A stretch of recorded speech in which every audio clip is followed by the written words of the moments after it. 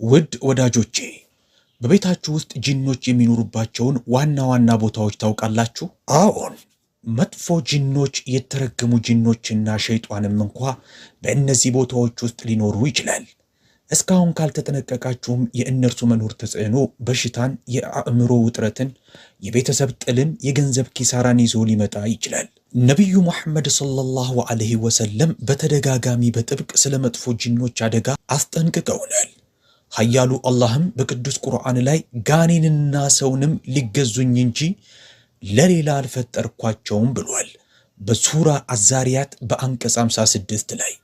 ስለዚህ የጂኖችን መኖር በተመለከተ ምንም ጥርጥር የለበትም። ዛሬ ጂኖች የሚወዷቸውን 5 ቦታዎች እንነግራችኋለን። በእነዚህ ስፍራዎችም ላይ ለምን እንደሚኖሩና ራሳችሁንም እንዴት መጠበቅ እንደምትችሉም እንነግራችኋለን። ነገር ግን ከመጀመራችን በፊት በጂኖች መኖር የምታምኑ ከሆነ በኮሜንት ሳጥኑ ውስጥ በጂኖች መኖር አምናለሁ ብላችሁ ጻፉልን። ላይክ እና ሰብስክራይብ ማድረግም እንዳይረሳ። መልእክቶቹን ጠቃሚ ስለሆኑ ብዙ ሰዎች ጋር ለመድረስ የእናንተ ላይክ ይረዳል። ከበጎ ስራው ምንዳም ተጋሪ ሆኑ።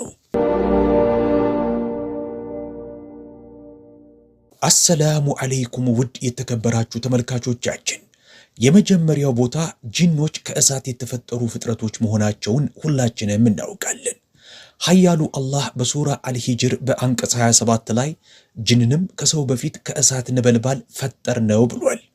ስለዚህ አስቡት፣ አንድ ነገር ከእሳት ከተፈጠረ ከእሳት አጠገብ መኖር አይመቸውም? አዎን ይመቸዋል። ኩሽና፣ ምድጃዎች፣ ስቶቭ፣ ቡታጋዞችና የጋዝ ነበልባሎች የጂኖች ተወዳጅ ስፍራዎች ናቸው። ረሱላላህ ሰለላሁ ዐለይሂ ወሰለም እንዳሉት በራችሁን በምሽት ስትዘጉ የምግብና የውሃ መያዣቸውን ሸፍኑ፣ ኩራዞቻችሁንም አጥፉ ብለዋል። ሰሂህ ቡኻሪ ቁጥር 5624። ይህ ሐዲስ በምሽት እሳትን ወይም ማብራትን ሳያጠፉ ማደር የጅንንና የሸይጣንን ተጽዕኖ እንዲኖር ሊያደርግ እንደሚችል ያሳያል። ስለዚህ እስቶቫችሁን ከመለኮሳችሁ ወይም እሳት ከማንደዳችሁ በፊት ቢስሚላህ በሉ። እናም ማዕድ ቤቱን ስታጸዱ ጨዋማ ውሃ እየረጫችሁ ሱራ ፋቲሃን ቅሩ። ከመምሸቱም በፊት የማዕድ ቤቱን ወይም የኩሽናውን በር ዝጉ። የሚያግዟችሁ የቤት ሰራተኞችም ካሉ ሲያጸዱ ቢስሚላህ ማለታቸውን መመሪያ ስጡ። ሁለተኛው ቦታ ቤታችንን ለማሳመር ብዙዎቻችን ቆንጆ ስዕሎችን፣ ካርቱኖችን፣ የእንስሳት ምስሎችን ወይም ፈገግ ያሉ ሴቶችን የያዙ ፍሬሞችን በቤት ግድግዳዎቻችን ላይ እንሰቅላለን። የሜካፕ መያዣዎች፣ የሻምፑ ጠርሙሶቻችንና የልጆች መጫወቻዎቻችን ብዙውን ጊዜ የሰው ፊት በላያቸው ላይ ያለባቸው ናቸው። በእነዚህ